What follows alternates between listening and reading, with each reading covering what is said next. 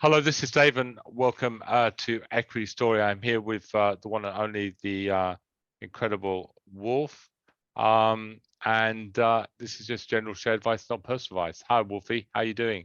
Not bad, thank you very much. I tell you what, the ashes, don't worry about trading, don't worry about stock markets. That's the talk of the town at the moment, ashes.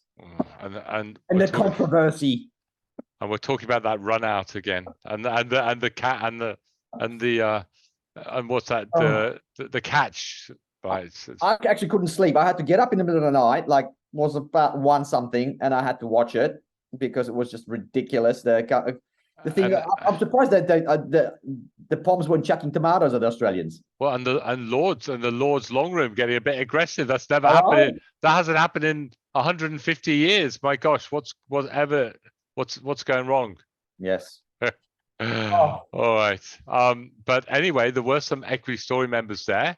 So Dale was there supporting the Aussies, and I'll tell you what, Dale would be he'd give as good as knowing what Dale's like, he'd give as good as he gets from the Barmy Army. So probably the only one that's celebrating in there, because I was looking in the crowd, and the crowd was really baiting for blood. Well, I know, it's ridiculous. I even saw Ricky Ponting being interviewed after, is getting a bit nervous. But anyway, sort of you know, at the end of the day, it's what's up on the score on the scorecard. Yeah. And it's another good win for Australia. So it's but it's entertaining. You've got to give it that. It is entertaining from every angle. You know, controversy or not, the cricket is actually played in a fantastic way. I love it. Well, I think, you know what, you've got to change Test cricket a little bit, haven't you? Bring the people back, right? And certainly Bazball is certainly doing that. Yeah, I love all 2-0 Aussies. But you know what? You got Headingley coming up, right? So that's often. And I tell you what, hats off to Stokes. I saw his innings; it was just ridiculous. Oh man, it was crazy. Oh my God, he's good. It was crazy. Anyway, all right, let's go on with that, because that was just. What happened to Poland? Do you not play cricket? You love your cricket. Well, only probably if the English come over to Poland, and we'll probably play cricket. Mate, that's why you know that's the trouble. That's why you keep losing all your wars, because you don't play cricket, right? You've got to. Cricket is you need to learn cricket. All right. Like just sorry, I'm going to digress once again, because I watched the Polish news yesterday, and our Prime Minister was rebuking the European Union leader, right? Because what's happening at the moment, of course, we've got the illegal immigrants coming into Europe, and of course, you know, European Union being European Union, they want to allocate all these immigrants in every place in Europe, right? And Polish go, no, we're not taking any. We've just got, you know, we just got a million refugees from Ukraine coming in. We're not taking any refugees. And look at yourselves. Look at how you guys. Look what's happened with this influx of refugees. How are you going at the moment, guys? So he's just been giving to them. But of course, you know, that's European Union for you. You play by the rules, so you go into the side. So interesting dynamics in there. You know, not everyone's happy. So I can see why Brexit happened. Yeah, no, definitely. Anyway, you never know. It might be Polit. Yeah, honestly, this is what I tell you what, the politics at the moment is just crazy. All right. Sorry, I digressed again. Let's move on to some chairs talking. Okay, you're like one of these old men in the park mumbling. No one knows what you're on about. No one really cares about Poland, to be honest. I don't want to upset you. I don't. Wolf, I don't. I mentioned it, but anyway. I don't know why. I don't want to upset you, but nobody in the world cares about Poland. It makes no difference if your economy is booming or you're in recession. It really doesn't affect us, mate. Well, it might one day, when we're actually the powerhouse of Europe. All right, now let's talk. DSE was the hot stock, right? Yes. Right. Now, love the setup, love the chart, Wolf. Come on, DSE. And I think, you know what? I think that little article on Livewire, the story is starting to get into a lot more people's on the radar, right? Yeah, exactly. All right, now let's talk about some stocks. PSI. Yep. Nice big move up. Nice move up on Friday, down today, because Well, the company come out and just say, oh, this one individual trader got a little bit excited. Yeah. But I mean, that's funny, isn't it? I mean, you go to the chat and go, oh my God, unbelievable. What is going on? But look at the volume, Dave. There was not much volume on the day. Huh. It was just, I think there was ASIC had to obviously come out and say, guys, what's going on? Do you know something?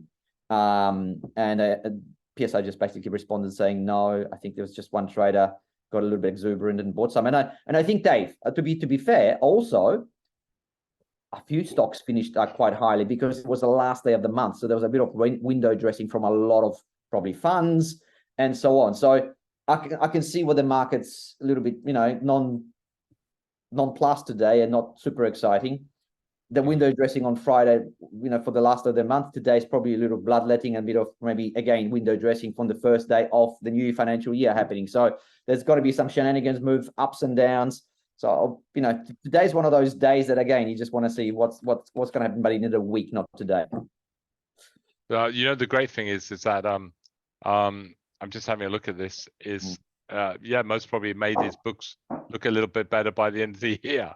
Exactly. Maybe, all right, say no more. That's why I don't comment anymore. All right, luckily I didn't have it on Einstein's. LAU. Nice price action, Wolf. It's come back down to trend. Yep. It's down today, but they bought a business. They did. So acquisition, and they're adding WB Hunter, a rural distribution business, which will go into their rural. They've got three business units in there. One of them is rural, so they're going to add that to that portfolio. It just seems within their own growth, it sort of fits in with their strategy. So I'm no issues with that. I think they also said they're going to finish at high end of their guidance as well in that announcement today, which is nice. So I think overall decent. Like I said, today's a weird day. There's a lot of different moves, ups and downs. So for me, I'm going to see how the end of the week ends, and then I'm probably going to judge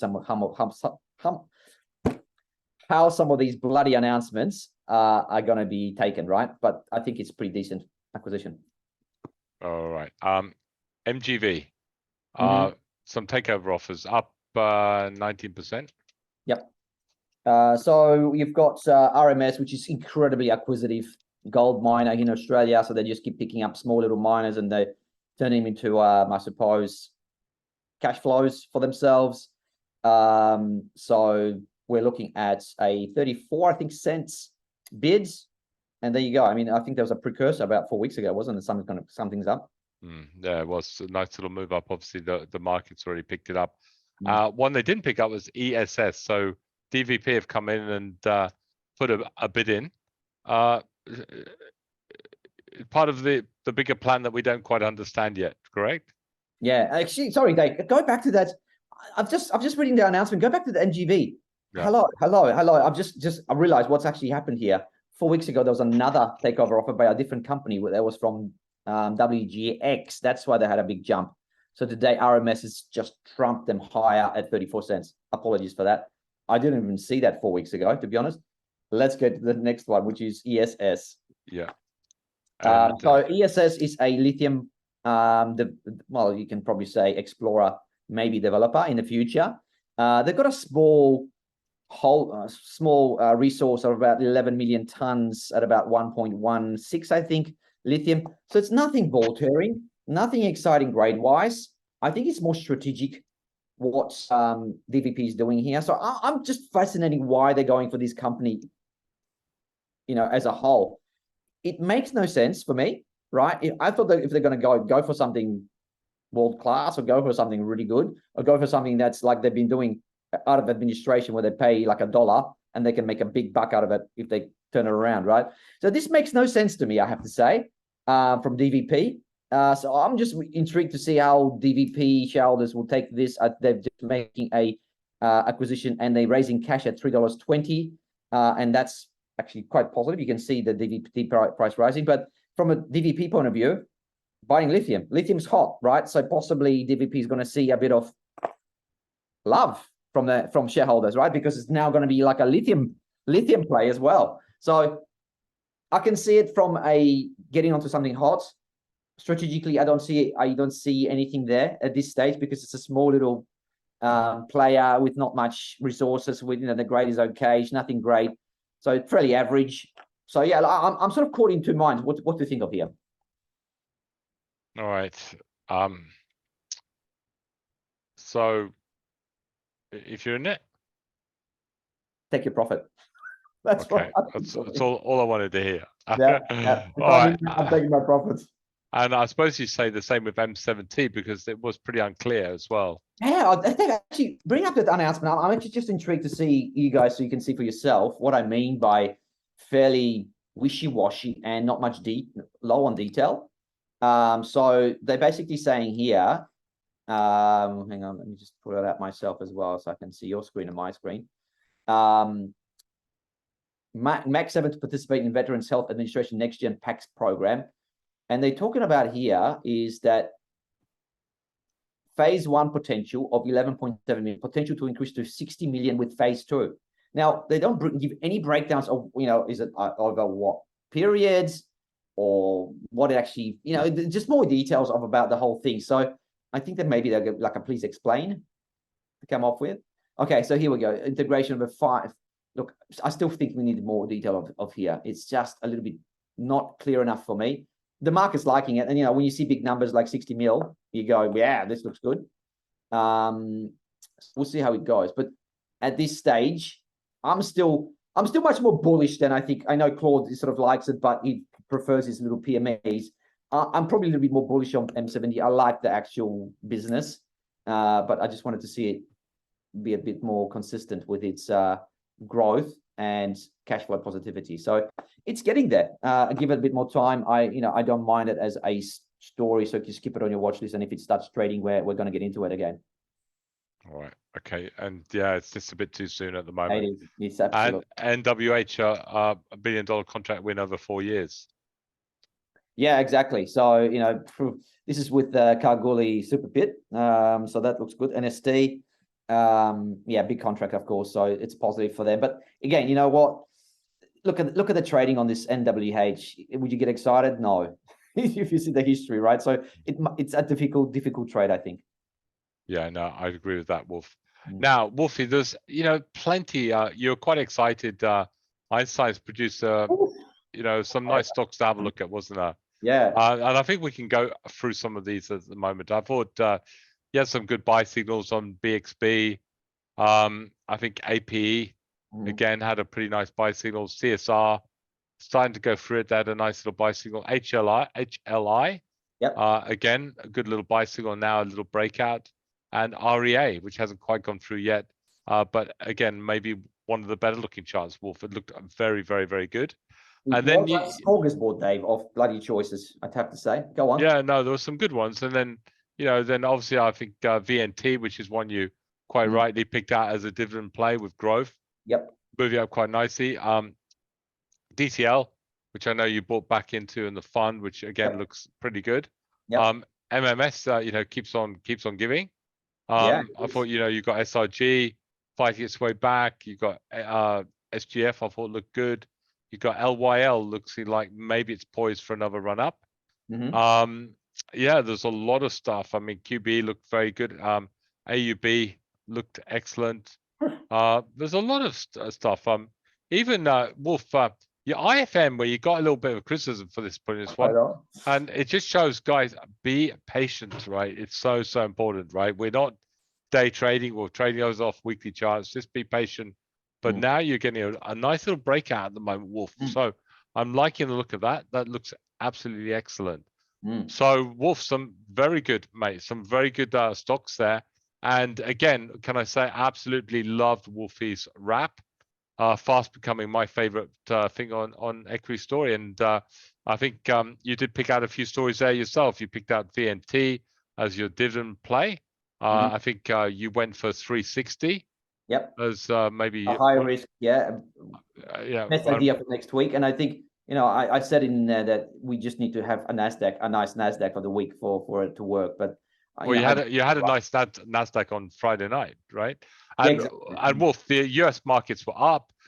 Sort of generally speaking, some decent inflation numbers. Yep. So for you, yeah, I think the market's looking fairly good at the moment.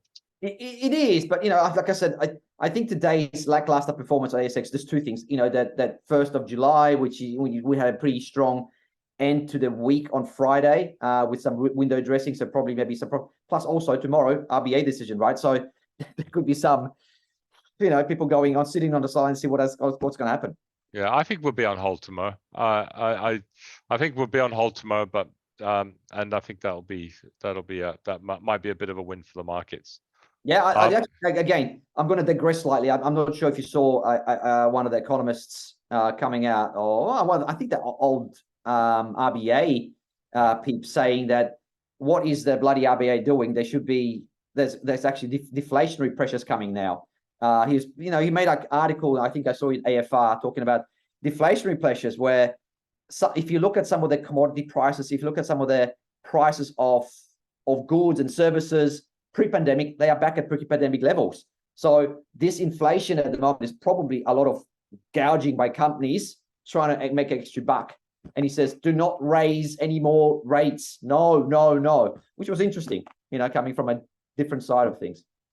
Yeah, no, that is interesting. All right. On that note, Wolfie, I'd like to thank you very much. Listen, we're not any official trades out today, but there's so much we put on. Oh, yeah. Obviously, look at MAD. That was another one on Einstein's, and it's time to move on with it. There's some good stories to choose from, guys. There. Life for life, you've got so many to choose from. Yeah, so many to choose from. A lot of stories trending. And Wolfie, thank you very much. Always brilliant. See you, Wolf. Take care. Bye. Bye.